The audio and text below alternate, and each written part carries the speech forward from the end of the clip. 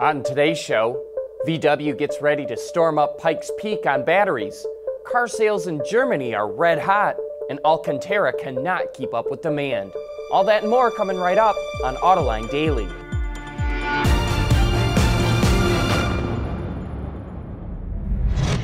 This is Autoline Daily, the show for enthusiasts of the automotive industry. Well, sales of new cars in Germany are roaring ahead. According to Wards Auto, automakers sold over 280,000 light vehicles in February, up 7.5%.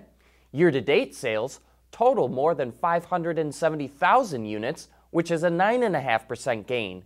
And unlike in the U.S., passenger cars dominate the market, with sales of over 530,000 units compared to only 41,000 light trucks. And in other European car news, Renault is moving more production of its best-selling model, the Clio, out of France and into Turkey. Reuters reports that 94% of next-gen Clio models will be built at Renault's plants in Turkey and Slovenia, while the remaining 6% will be assembled in France. Back in 2010, Renault tried to move all Clio production out of France, but scrapped the plans when that triggered a massive political backlash. It isn't facing as much pushback this time because it's offsetting Clio production with a new electric car. But this could be a signal that more automakers will shift production out of Western Europe in order to cut costs. The car market in China is booming, but Ford sales are dropping fast. They're down 23% for the first 2 months of the year. One reason is that Ford has an old lineup of vehicles. Another reason is that Ford does not have good relationships with its Chinese partners, Changan and Xiaoling Motors. Reuters reports that the Chinese partners don't trust Ford.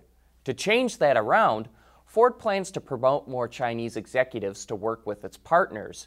Ford had named a Chinese national, Jason Lowe, to head up its operations in China, but after only 5 months on the job, he abruptly resigned for personal reasons, setting back the company's efforts to improve its relations in China.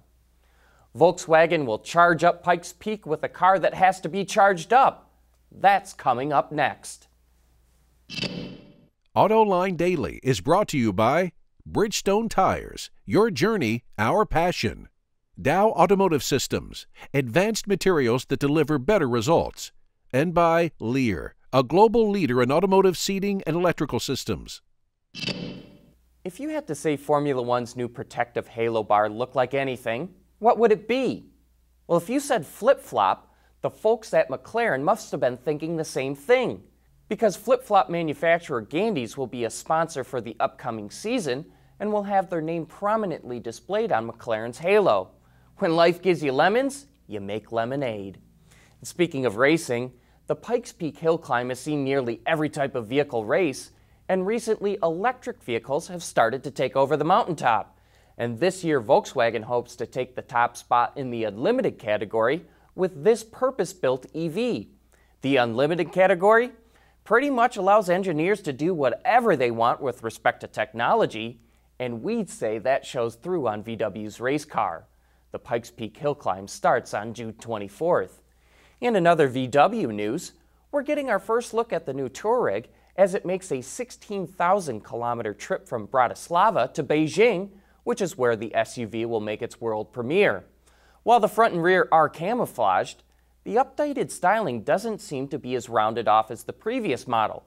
It also doesn't seem to be as boxy and truck-like as the new Atlas.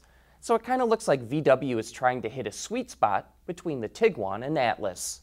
The new Touareg will debut on March 23rd. Coming up next, Alcantara is so popular it cannot keep up with demand.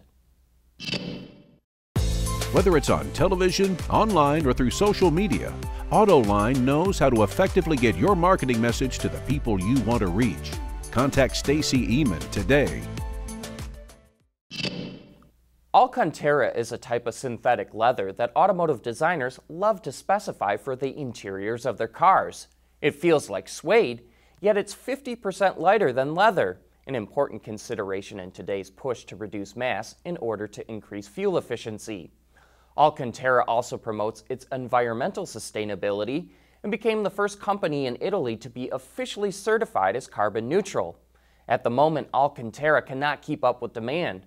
One reason is that the company only manufactures its product in Italy, believing this helps it get a premium price.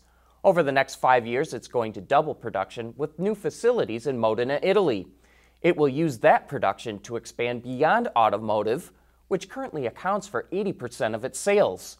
One unexpected application is that Microsoft is using it on its Surface lineup of tablets.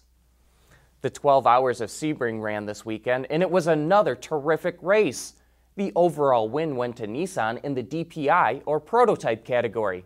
That marks the first win for Nissan with its new car, which is quite an accomplishment.